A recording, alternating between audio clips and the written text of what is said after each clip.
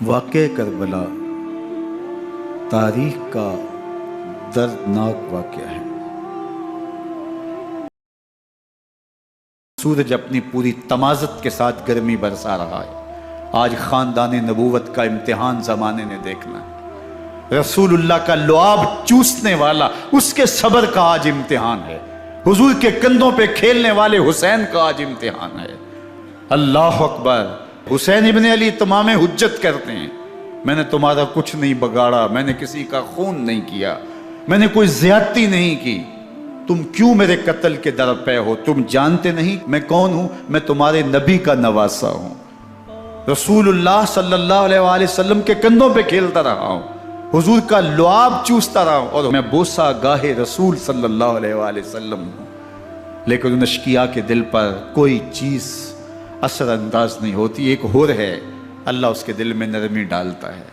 پہلے تو امام حسین کو گھیر کے لے کر کے آتا ہے، لیکن بعد میں وہ قافلہ یزید سے قافلہ حسین کی طرف آ جاتا ہے۔ امام حسین فرماتے ہیں تو دنیا میں بھی ہور ہے، آخرت میں بھی ہور ہے، آزادی مل جاتی ہے۔ باقی 22,000 کا لشکر جرار امام حسین کے قتل کے در پہ ہے۔ پھر تاریخ نے خاندان نبوت کا وہ انوکھا امتحان دیکھا۔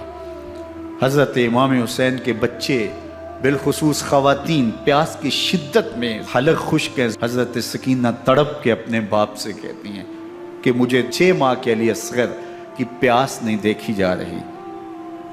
بچے کو ہاتھوں پہ اٹھاتے ہیں اور نہر فرات کے کنارے پہنچ کے فرماتے ہیں اشقیاء سے مخاطب ہو کے، تمہارا معاملہ میرے ساتھ ہے، اس 6 ماہ کے بچے نے تمہارا کچھ نہیں بگاڑا، اور چلو بھر کے اس کا حلق سیراب کرنا چاہتے ہیں۔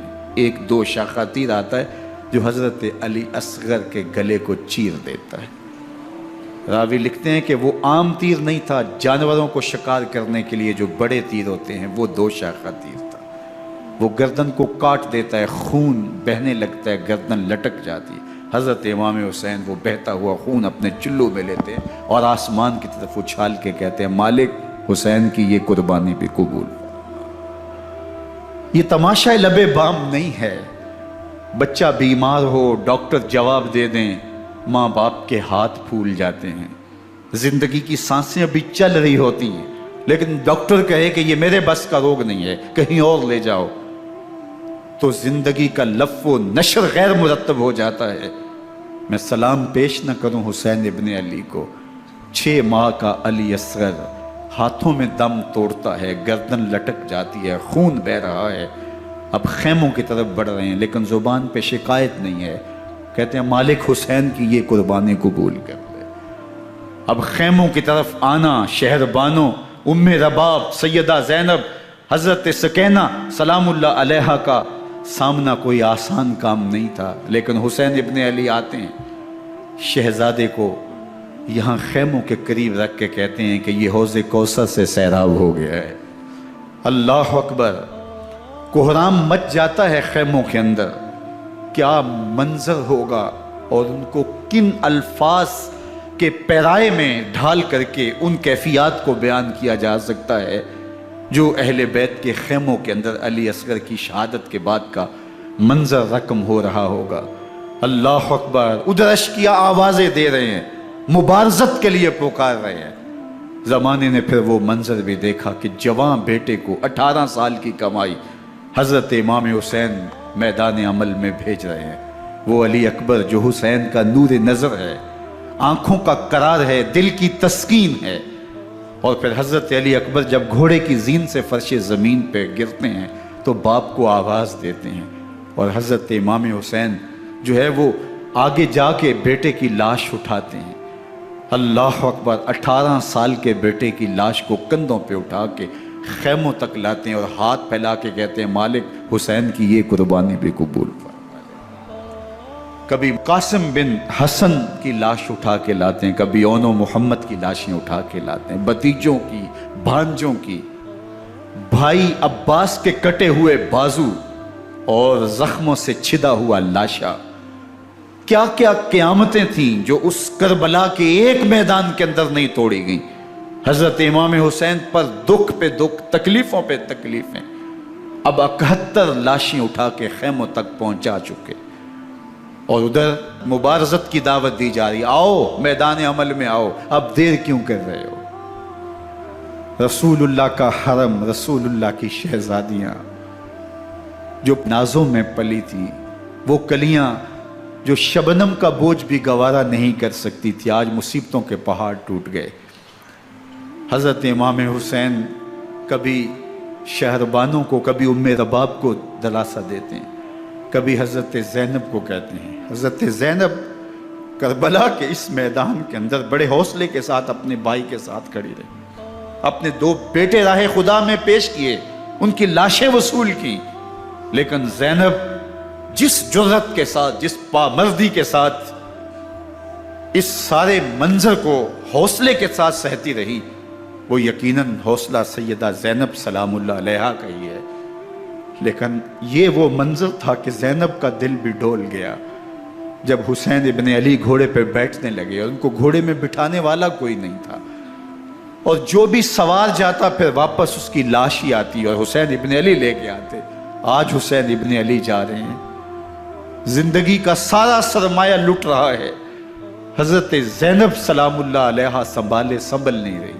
حضرت امام رضی اللہ تعالیٰ عنہ اٹھے اور آپ نے حضرت زینب کو صبر کی تلقین کی اور کہا کہ صبر ہی بہترین ذریعہ ہے اور اللہ کی قربت کا ایک بہترین سبب ہے، اور ان کو صبر کی تلقین کرتے ہوئے فرمایا کہ میرے بعد تم نے اس ذمہ داری کو سنبھالنا ہے، اور ان مخدرات اسلام کی، ان شہزادیوں کے پردے کی تم نے حفاظت کرنی ہے۔ اور پھر گھوڑے کی زین کس کے امام حسین لشکر اشقیاء کی طرف بڑھتے ہیں۔ اب خیموں سے سسکیوں کی آواز آ رہی ہے، ان کا سردار، ان کا تاجدار آج سب کو چھوڑ کے کربلا کے میدان کی طرف بڑھ رہا ہے۔ جرم کیا کیا، قصور کیا کیا، اس نے کیا زیادتی کی کہ آج نیزوں اور انیوں کے مقابلے میں 22,000 کا لشکر حضرت امام حسین پہ ٹوٹ پڑتا ہے۔ آپ پھر اتمام حجت کرتے ہیں، میں نے کسی کو قتل نہیں کیا، خون ناحق نہیں بہایا، میرے خون کے درپے کیوں ہو، اپنی آخرت کیوں برباد کرتے ہو؟ تم جانتے نہیں میں کون ہوں، میں تمہارے نبی کا نواسا ہوں۔ لیکن ابن زیاد کہتا ہے مقابلے میں آؤ۔ پھر حضرت امام حسین رضی اللہ تعالیٰ عنہ مقابلے میں آتے ہیں، اور جب گھوڑے کو ایڑ لگا کے دشمن اشقیاء پہ ٹوٹتے ہیں تو پھر ایسا منظر ہوتا ہے کہ وہ بھیڑ بکریوں کی طرح آگے بھاگتے ہیں۔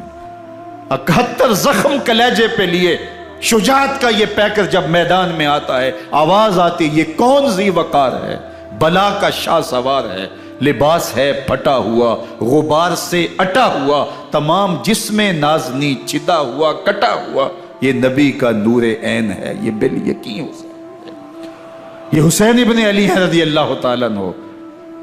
پھر چاند بادلوں میں گھر جاتا ہے، شامی ہنڈے تیر برساتے ہیں، تلواروں سے آپ کے بدن پر ضربیں لگاتے ہیں اور نیزوں سے آپ کے بدن کو پرو دیتے ہیں۔ جب آپ کا پیراہن بعد میں اتارا گیا تو آپ کے پیراہن میں 122 سوراخ تیروں کے تھے، 33 زخم تلواروں کے اور 34 گھاؤ نیزوں کے تھے۔ جب گھوڑے کی زین سے فرش زمین پر آئے، بدن چھلنی تھا، زخم زخم سے خون بہ رہا تھا، 3 دن کا پیاسا حسین، اللہ اکبر، بدن زخموں سے چور، 71 لاشیں کلیجے پہ لیے، مخدرات اسلام کے پردے کا خیال دل میں الگ ہے، لیکن گھوڑے کی زین سے جب فرش زمین پہ امام حسین آتے ہیں، زبان پہ ہائے نہیں، نالا و شیون نہیں، چیخ و پکار نہیں، آتے ہی پیشانی سجدے میں رکھتے ہیں اور پکارتے ہیں اللہم ردن بقضائک وصبرن علی بلائک تسلیما لامرک سبحان ربی الاعلی۔